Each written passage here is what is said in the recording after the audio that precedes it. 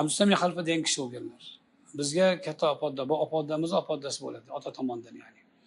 Abdumajid Qozlamlarni ham amakisi, ham qaynotasi, ham ustozi bo'ladi. Abdusamiy xalifa 1914-yil vafot etganlar. Shundan oldin 19-asrning oxiridami, 20 boshidami kelganlar hajga. Ko'proq 20 boshida bo'ladi. Ehtimol o'g'illarini olib, bitta xodimlarini olib kelganlar. Katta olim, vali kishilardan, oshiqlardan bo'lganlar. Hassa tayanib kelgan ekanlar, uzun hassalar. Hozirgacha bizning avlodda o'sha hassa saqlanadi. U kishi kelganlarida, kelganlar karvonda kelganlar, ular shu paytda shunday bo'lgan. Haram hududiga yaqinlashganlarida bir suvga to'xtashgan ekan. Shunda u kishi karvonga aytgan ekanlarki, sizlar yurib turinglar, men sal yetib olaman keyin deb. Keyin tahorat yangilab, g'usl qilib o'sha yerda iltijo qilgan ekanlar Alloh subhanahu va taologa. Parvardigor, seni muborak yerlaringga ketyapman. Haram sharifga, Rasul akram alayhisolatu vassalomning qadam joylariga.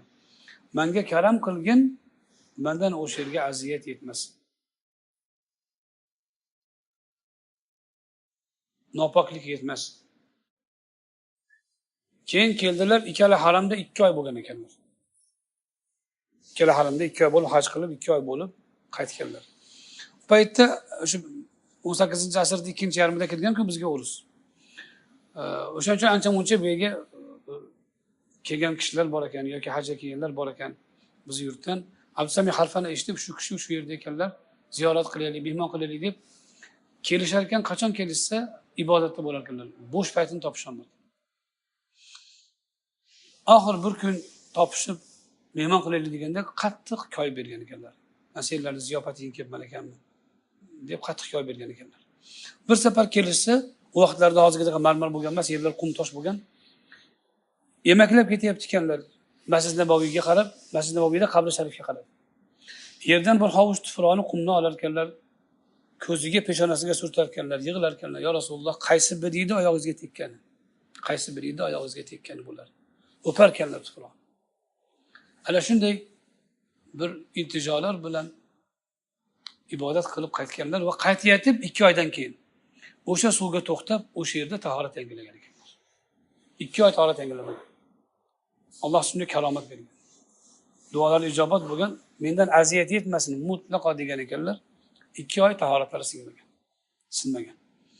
Bu bizga avlodlardan, biz avlodda bu mashhur, birga kelgan shogirdlar, farzandlar birga kelgan mashhur bo'lib biz avlodlarda ko'p naql qilingan, o'zimiz opoddalar shunday karomatlar bilan ibodat qilib ketishgan.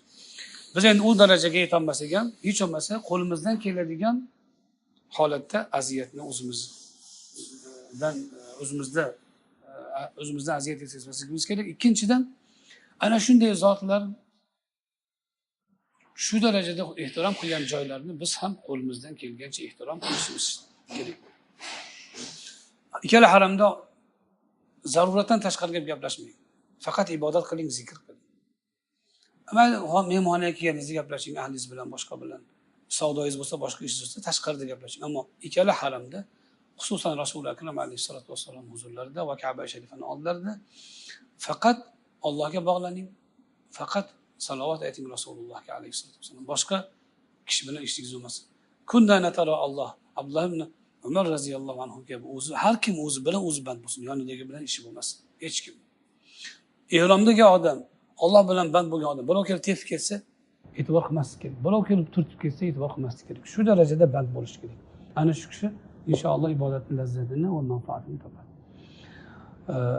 Keyin inshaalloh bu ibodatlarning samarasini ko'ramiz. Aks holda biz 10 marta, 20 marta haj qilamiz, lekin samara ko'rmaymiz. Na Allohga yaqinlik hosil bo'ladi, na axloqimizda sayqal, na hayotimizda yaxshilik hosil bo'ladi.